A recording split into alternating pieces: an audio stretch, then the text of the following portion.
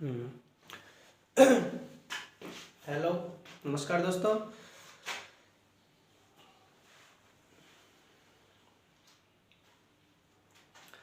मैं एक बार फिर आपके लिए करंट अफेयर लेकर आया हूँ। जैसा मैंने पीछे वाली वीडियो में बताया था कि लगभग आज 2-3 वीडियो करंट अफेयर की अपलोड होंगी और सभी वीडियो में मजबूत करंट अफेयर होगी, एकदम धांसू करंट अफेयर होगी। इससे पहले मैंने आपको जो वीडियो बनाई थी उसमें विस्तार से उस मुद्दों पर चर्चा की थी। अब की बार जो वीडियो है इसमें हम कुछ राज्य, जो हमारे भारत के राज्य हैं ना, उनके द्वारा जो कुछ मुद्दे हैं, उनके द्वारा जो चलाई गई योजना है या किसी राज्य में कोई विशेष घटना है, उन पर हम आज विस्तार से चर्चा करेंगे। कोई भी आज की वीडियो में जो बात होगी वो राज्यों से जुड़ी होगी, हमारे राज्यों से जुड़ी होगी। आज की वीडियो में जो बात होगी तो भाई मेरा कहना यह है, जो भी वीडियो को देख रहा हो पूरा देखे वीडियो को, और ज़्यादा से ज़्यादा लाइक करे, कमेंट करे, शेयर करे और सब्सक्राइब करे। ठीक है, ज़्यादा से ज़्यादा सब्सक्राइब करें भाई हमारे चैनल को। तो शुरू करते हैं। आज जो वीडियो में है वो राज्यों के बारे में है। लगभग जो मैं आज बताने जा रहा हूँ और जो इससे पीछे वाली वीडियो में बताया है वो जून, जुलाई और मई इनके करंट है। जो मैं बताऊंगा अब ये जून, जुलाई और मई के आसपास के करंट है। तो आपको डेट डालने की कोई जरूरत नहीं कि कब की करंट है। आपको सिर्फ जो मैं पॉइंट बता रहा हूँ सारे वो नोट करने हैं, प्रत्येक पॉइंट जरूरी है। तो शुरू करते हैं।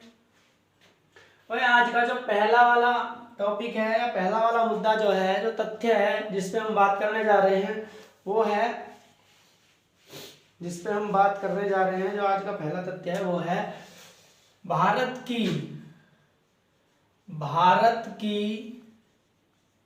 पहली ई लोक अदालत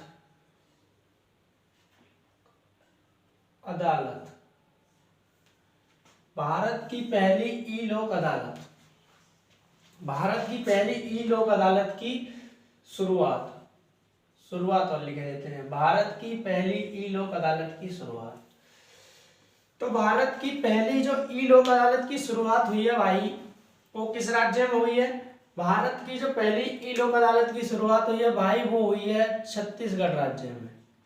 भारत की पहली ई लोक अदालत की शुरुआत कहाँ पे हुई है? तो राज्य हो जाएगा आपका छत्तीसगढ़। सवाल बनता है यूपीपीसीएस 2020 प्री में पूछा गया है, भारत की पहली ई लोक अदालत की शुरुआत कहाँ पे हुई है? भारत की पहली ई लोक अदालत की शुरुआत भाई छत्तीसगढ़ में हुई है, छत्तीसगढ़ में। अब जो छत्तीसगढ़ में शुरुआत हुई है ई लोक अदालत की, वो छत्तीसगढ़ के बिलासपुर जिले में हुई है। छत्तीसगढ़ के बिलासपुर जिले में। कहाँ पे हुई है? छत्तीसगढ़ के बिलासपुर जिले में हुई है ई लोक अदालत की शुरुआत। और इसका जो उद्घाटन किया है, ई लोक अदालत का उद्घाटन जो किया है वो छत्तीसगढ़ के मुख्य न्यायाधीश पी आर रामचंद्र मेनन ने इसका उद्घाटन किया है। ये छत्तीसगढ़ न्यायालय के मुख्य न्यायाधीश हैं। और भारत की पहली ई लोक अदालत कहाँ शुरू हुई है? छत्तीसगढ़ के बिलासपुर जिले में हुई है। इसका उद्घाटन पी आर रामचंद्र मेनन ने किया है, जो छत्तीसगढ़ के मुख्य न्यायाधीश हैं। सवाल बन सकता है यह कहाँ आयोजित की जाएगी? तो ये छत्तीसगढ़ का उच्च न्यायालय है, छत्तीसगढ़ उच्च न्यायालय में आयोजित की जाएगी।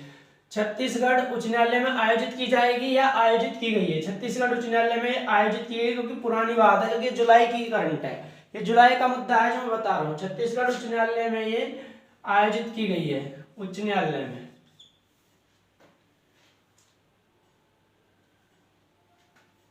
छत्तीसगढ़ उच्च न्यायालय में आयोजित की गई है। इसका उद्घाटन पी आर रामचंद्र मेनन ने किया है, जो छत्तीसगढ़ के मुख्य न्यायाधीश हैं। छत्तीसगढ़ के बिलासपुर जिले में ये आयोजित हुई है। ठीक है, छत्तीसगढ़ के बिलासपुर जिले में आयोजित हुई है। यह इसकी विशेषता यह है, भारत की पहली ई लोक अदालत है। यह भारतीय इतिहास में ऐसा पहली बार हो रहा है जब किसी राज्य ने भारतीय इतिहास में पहली बार हो रहा है जब किसी राज्य ने ई लोक अदालत की शुरुआत की है। भारतीय इतिहास में पहली बार हो रहा है जब किसी राज्य ने ई लोक अदालत की शुरुआत की है। इस ई लोक अदालत के तहत अब वकील को और पक्षकार को न्यायालय आने की जरूरत नहीं है। इस अदालत के तहत अब वकील को और पक्षकार को न्यायालय आने की जरूरत नहीं है, अपने घर पर ही रहकर वो वार्ता कर सकते हैं, अपने घर पर ही रहकर वो वार्ता कर सकते हैं, उनको न्यायालय आने की जरूरत नहीं है। ऐसी ई लोक अदालत कहाँ पे शुरू हुई है? छत्तीसगढ़ के बिलासपुर जिले में। उद्घाटन रामचंद्र मेनन ने किया है। यह उच्च न्यायालय छत्तीसगढ़ के में आयोजित की जाएगी। भारतीय इतिहास में ऐसा पहली बार हुआ है। हमारा पहला मुद्दा हो गया भाई खत्म। आगे चलते हैं।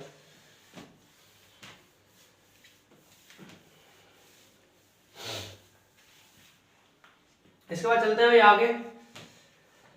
आगे वाला हमारा सवाल है, मध्य प्रदेश ने शुरू किया हमारा घर हमारा विद्यालय अभियान। हमारा घर हमारा विद्यालय, हमारा घर हमारा विद्यालय अभियान, हमारा घर हमारा विद्यालय अभियान। अब सबसे पहला सवाल, किस राज्य ने शुरू किया? जिसने शुरू किया है उसका नाम क्या है? किसने शुरू हुआ, कहां से शुरू हुआ है?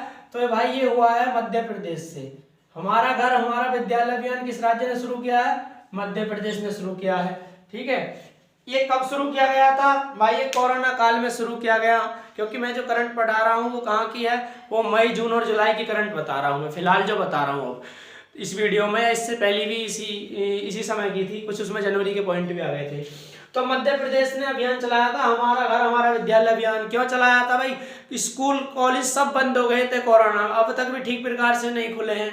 तो मध्य प्रदेश ने बालकों के भविष्य को, बच्चों के भविष्य को ध्यान में रखते हुए, ताकि बच्चों को स्कूल जैसा माहौल प्रदान किया जा सके, कक्षा 1 से 8 तक की, कक्षा 1 से 8 तक के बच्चों के लिए, कक्षा 1 से 8 तक के बच्चों के लिए यह अभियान चलाया गया था। और बच्चों को घर पे ही स्कूल जैसा माहौल देना इसका उद्देश्य था। इस अभियान के तहत कक्षा 1 से 8 तक के बच्चों के लिए चलाया गया था। इस अभियान के तहत प्रत्येक दिन 4 घंटे की कक्षाएं होती थी। 4 घंटे की कक्षाएं होती थी प्रत्येक दिन, 1-1 घंटे की, यानी कि 4 कक्षाएं होती थी इसमें, 1-1 घंटे की। 1-1 घंटे की इसमें कितनी कक्षाएं होती थी भाई? इसमें 1-1 घंटे की 4 कक्षाएं होती थी, 4 घंटे तक कक्षा होती थी। और कब से कब तक? सोमवार से सप्ताह में शुक्रवार तक, सोमवार से शुक्रवार तक होती थी। और शनिवार को एक एक्स्ट्रा क्लास होती थी, या आप कह सकते हैं अब भी होती है, शनिवार को एक्स्ट्रा क्लास होती थी, जिसके तहत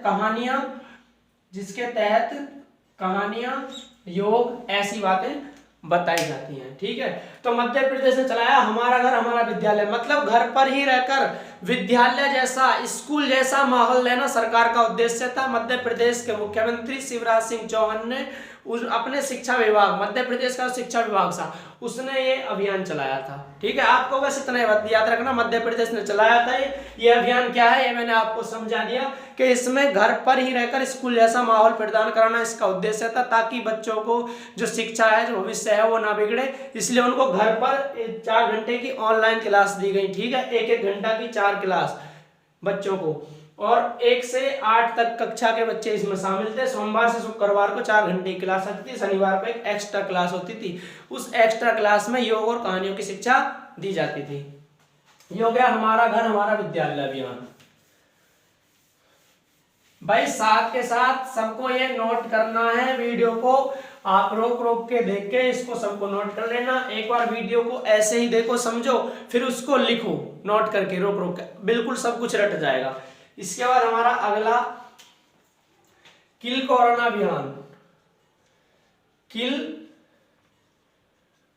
कोरोना अभियान, किल कोरोना अभियान। किल कोरोना अभियान किसने चलाया था? किल कोरोना अभियान।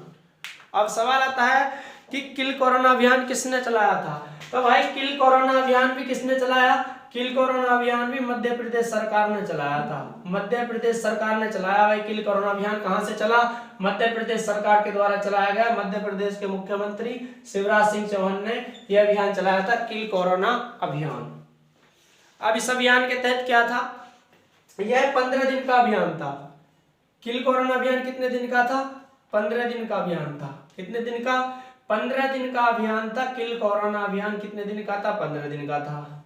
इस अभियान के तहत जो कोरोना के परीक्षण चल रहे थे, परीक्षणों की संख्या को दुगना करना और जो नमूने प्राप्त हो रहे थे ना कोरोना मरीज, उनकी संख्या को बढ़ाना इसका उद्देश्य था। जो किल कोरोना अभियान था ये डोर टू डोर किया गया, डोर टू डोर ये अभियान चलाया गया था। डोर टू डोर ये अभियान चलाया गया और परीक्षण की क्षमता को अधिक करना था। 15 दिन का अभियान था। इस 15 दिन के अभियान के तहत कुल 2.5 लाख परीक्षण करना इसका लक्ष्य रखा गया था।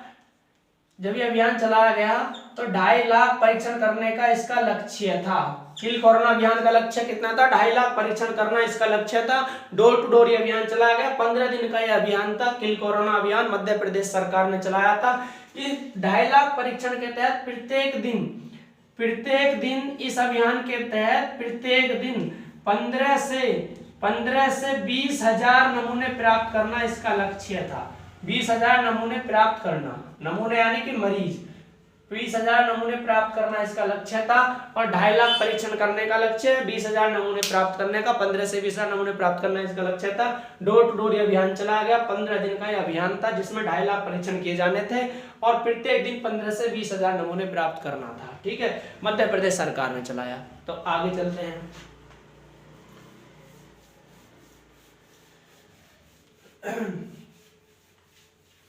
इसके बाद हमारा जो आगे वाला टॉपिक है वो है भाई dream Kerala project. Dream Kerala project, dream Kerala project, dream Kerala project, dream Kerala project. अब यहां से सवाल तो कम बनेगा कि किसने चलाया, ये तो भाई समय पता है। जब केरल आ रहा है तो किसने चलाया भाई? केरल सरकार ने चलाया था। केरल सरकार ने चलाया ये ड्रीम केरल प्रोजेक्ट। अब सवाल ये आता है कि किससे जुड़ा हुआ है, क्या था? तो जब कोरोना चल रहा था, अभी भी है, तो कोरोना के समय लगभग मई जून के आसपास केरल सरकार ने प्रोजेक्ट चलाया कि भाई जो केरल में प्रवासी विदेशों से लौटे हैं, जो राज्य के लोग मतलब राज्य के जो नागरिक विदेशों से लौटे हैं, उनके लिए अभियान चलाया था। जो नागरिक विदेशों से लौटे हैं अपने राज्य में, केरल राज्य के नागरिक हैं और विदेशों से लौटे हैं, उनके लिए अभियान चलाया। किसके लिए? उनको आवास देने के लिए, उनको खाना देने के लिए, और यहाँ तक कि जो शिक्षित हैं उनकी योग्यता के अनुसार, जो विदेशों में नौकरी कर रहे हैं, शिक्षित है, उनकी योग्यता के अनुसार केरल के किसी विभाग में उन्हें नौकरी देने के लिए। इसमें 3 बातें थी। जो प्रवासी विदेशों से लौटे हैं, केरल के निवासी हैं, उनको एक तो खाना दिया जाएगा, उनको मकान मतलब आवास दिया जाएगा रहने के लिए, और यदि वो शिक्षित हैं तो विभाग के हिसाब से उनको नौकरी देने की बात भी कही थी केरल सरकार ने। यह है केरल ड्रीम केरल प्रोजेक्ट। ठीक है भाई, केरल सरकार का है। इसके बाद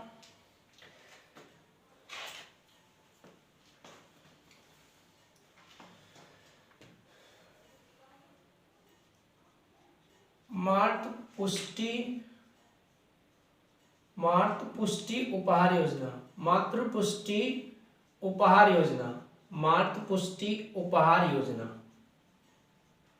मातृपुष्टि उपहार योजना, ये किसकी है भाई? तो ये जो योजना है, ये योजना किसकी है भाई? ये योजना है त्रिपुरा की।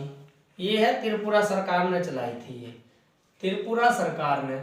इस योजना में क्या था भाई? इस योजना में त्रिपुरा सरकार ने ये योजना चलाई। किस लिए चलाई? इस योजना का जो उद्देश्य था, उद्देश्य क्या था इस योजना का?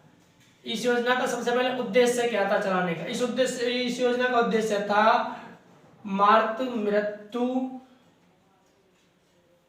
मृत्यु दर और शिशु मृत्यु दर और कुपोषण को कम करना। मातृ मृत्यु दर, शिशु मृत्यु दर और कुपोषण को कम करना, इसका क्या था? ये उद्देश्य था इसका। मातृ मृत्यु दर और शिशु मृत्यु दर और कुपोषण को कम करने के उद्देश्य से त्रिपुरा सरकार ने मातृ पुष्टि उपहार योजना चलाई। ठीक है, अब इस योजना के तहत त्रिपुरा सरकार ने कहा जो गर्भवती महिलाएं हैं, जो गर्भवती हैं या स्तनपान करती हैं या स्तनपान करने वाली महिलाएं, गर्भवती हैं या स्तनपान करने वाली महिलाएं हैं, उन्हें एक पोषण किट दी जाएगी या इस योजना के तहत उनको पोषण किट प्रदान की गई। उस पोषण किट में क्या क्या था, तो भाई उस पोषण किट में किराना का सामान दिया गया था, जिसमें गुड़ था, जिसमें घी था, दलिया था, गुड़ घी दलिया, सोयाबीन और आपका दालें थी आदि, ऐसी चीजें उन्हें प्रदान की गई इस योजना के तहत। किसने चलाई, बस याद रखना, त्रिपुरा सरकार ने। इसका उद्देश्य कुपोषण को कम करना था और पोषण किट इसके तहत प्रदान की गई, जिसमें गुड़ घी दलिया सोयाबीन दालें ऐसी चीजें उन्हें दी गई महिलाओं को। जो स्तनपान और गर्भवती महिलाएं हैं उन पर ये लागू हुई थी। ठीक है, आगे ये हमारा टॉपिक खत्म हो गया। इससे बाद आगे बात करते हैं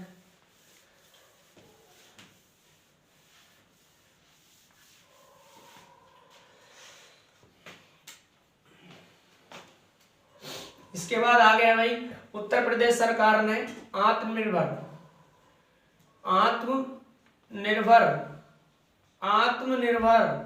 उत्तर प्रदेश, ये बहुत जरूरी है, उत्तर प्रदेश रोजगार योजना या रोजगार अभियान, आत्मनिर्भर उत्तर प्रदेश रोजगार अभियान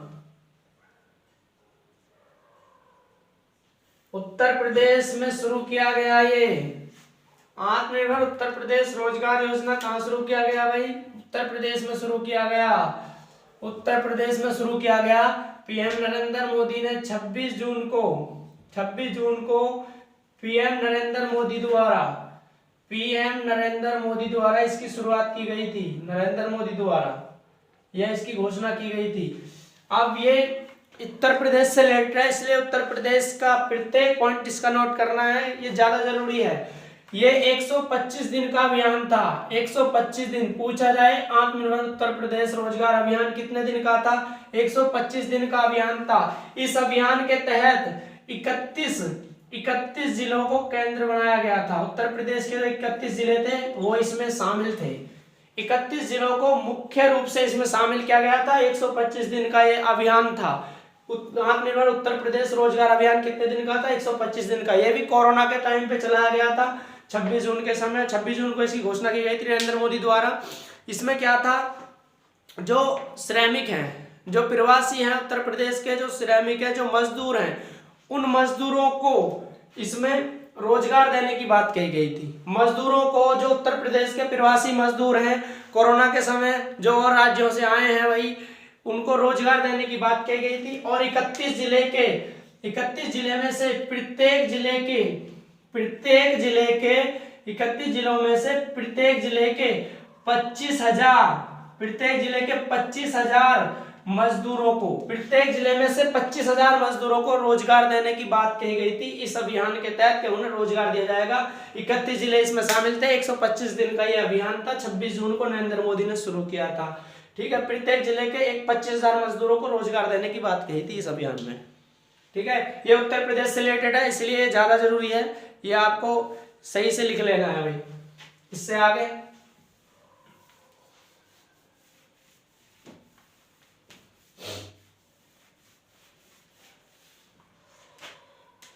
इससे आगे है कुशीनगर एयरपोर्ट होगा उत्तर प्रदेश का चौथा अंतरराष्ट्रीय, ये कह सकते हैं कुशीनगर एयरपोर्ट को, कुशीनगर हवाई अड्डे को अंतरराष्ट्रीय एयरपोर्ट का दर्जा, अंतरराष्ट्रीय एयरपोर्ट का दर्जा, अंतरराष्ट्रीय एयरपोर्ट घोषित कह सकते हैं या दर्जा कह सकते हैं।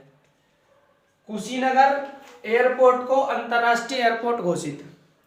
भाई उत्तर प्रदेश के कुशीनगर जिले में स्थित है ये, और इसे अंतरराष्ट्रीय एयरपोर्ट का दर्जा दे दिया गया है। यह इसे अंतर्राष्ट्रीय एयरपोर्ट घोषित कर दिया है केंद्रीय मंत्रिमंडल ने।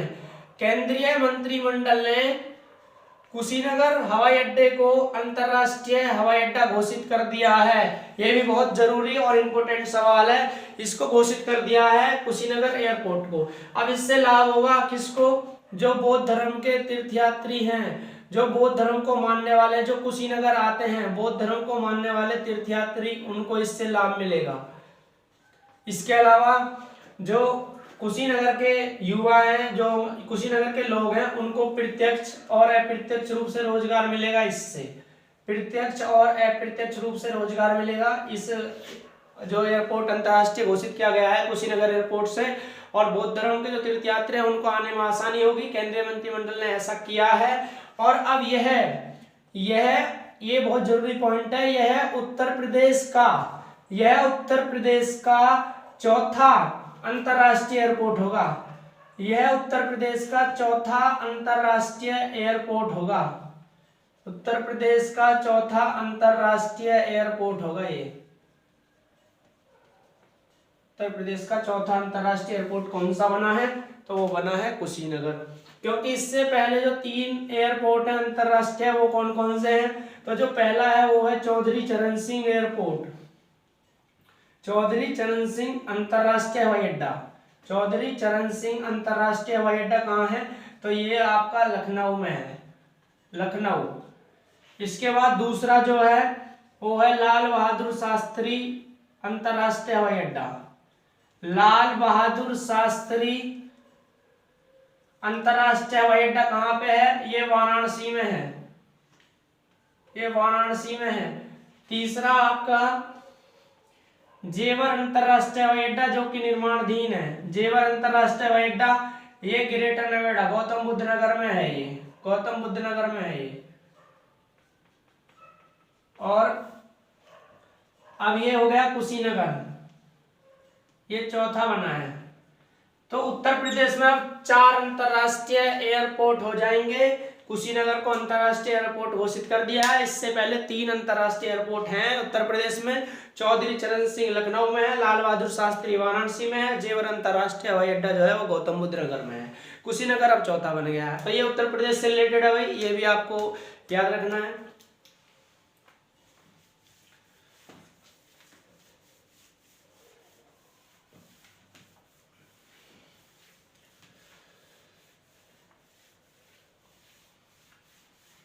इसके बाद जो आगे वाला टॉपिक है वो है महाराष्ट्र में सबसे बड़ी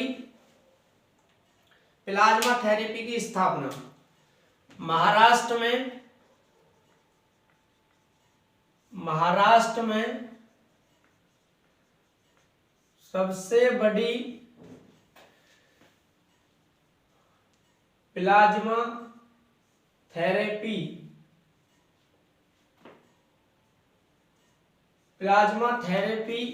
स्थापित। सवाल आएगा कोरोना के समय भारत की सबसे बड़ी प्लाज्मा थेरेपी की स्थापना कहाँ पे हुई थी? तो आप बताएंगे महाराष्ट्र में हुई थी। इस प्लाज्मा थेरेपी का नाम क्या है? जो प्लाज्मा थेरेपी स्थापित हुई है इसका नाम है प्लेटिना। जो प्लाज्मा थेरेपी स्थापित हुई है इसका नाम है प्लेटिना। अब ये प्लाज्मा थेरेपी क्या है? तो भाई कोरोना के समय जो मरीज संक्रमित हो गए थे, जिन्हें कोरोना हो गया था और वो कोरोना से उबर चुके हैं, तो इस प्लाज्मा थेरेपी के तहत, इस अभियान के तहत वो अपना रक्त किसी दूसरे कोरोना मरीज को दे सकते हैं। यदि कोई मरीज कोरोना से संक्रमित हुआ है और वो कोरोना से अब उबर चुका है तो वो अपना रक्त दान कर सकता है कोरोना पीड़ित मरीज को। जो भी कोरोना पीड़ित मरीज है उसे अपना रक्त वो दान कर सकता है। ऐसा होने से उसका रक्त कोरोना पीड़ित में जाएगा, तो जो कोरोना पीड़ित मरीज है उसका मतलब उसे कोरोना से लड़ने में थोड़ी हेल्प मिलेगी। इसलिए ये अभियान जो चलाया था महाराष्ट्र सरकार का है। सबसे बड़ी प्लाज्मा थेरेपी महाराष्ट्र सरकार में स्थापित हुई जिसका नाम था प्लेटिना।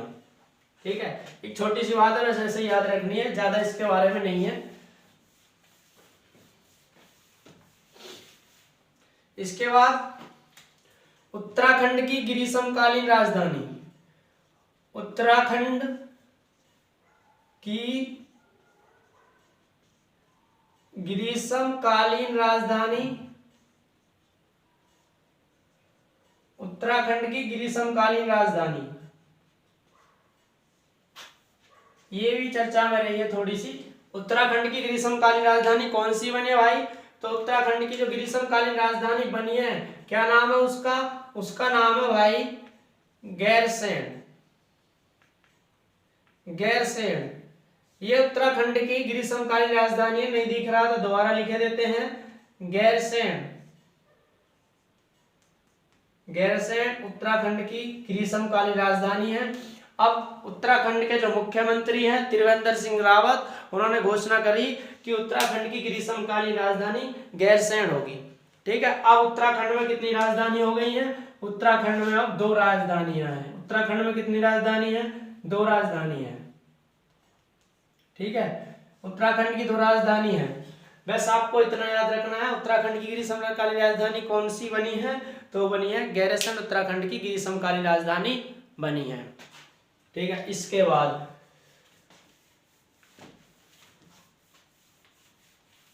है भाई मुख्यमंत्री शहरी रोजगार गारंटी योजना। मुख्यमंत्री शहरी रोजगार गारंटी योजना, ये किसने शुरू की है? मुख्यमंत्री शहरी रोजगार गारंटी योजना ये किस सरकार के द्वारा शुरू की गई है? तो भाई ये शुरू की गई है हिमाचल प्रदेश सरकार द्वारा।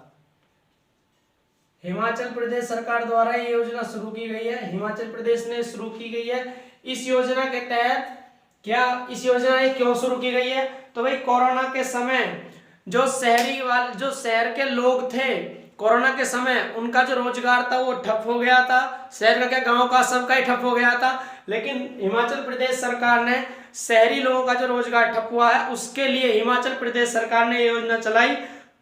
और इस योजना के तहत हिमाचल प्रदेश सरकार शहरी लोगों के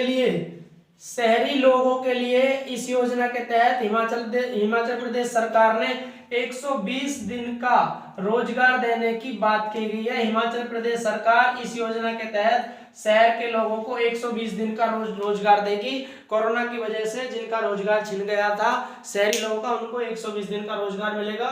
किस योजना के तहत? मुख्यमंत्री शहरी रोजगार गारंटी योजना। चलो इससे आगे चलते हैं।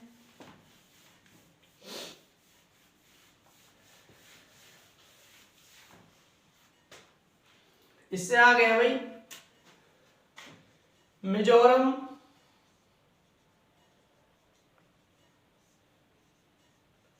सरकार ने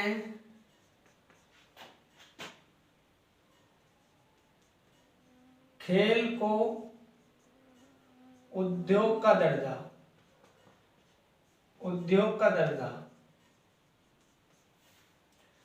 ये भी जरूरी है। भारत का ऐसा करने वाला पहला राज्य है। तो पूछा जाएगा किस सरकार ने खेलों को